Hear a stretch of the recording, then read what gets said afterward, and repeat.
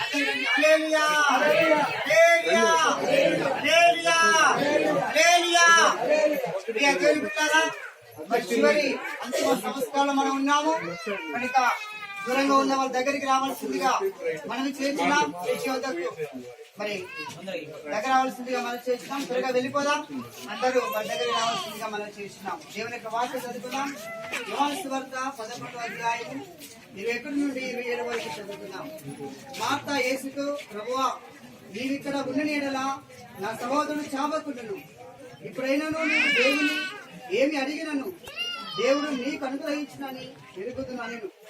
యేసు, జీవమును నేనే, నాయందు విశ్వాసముచ్చువాడు చనిపోయినను బ్రతుకును, బ్రతికి నాయందు విశ్వాసముచ్చు ప్రతి వాడును ఎన్నడికి చనిపోడు.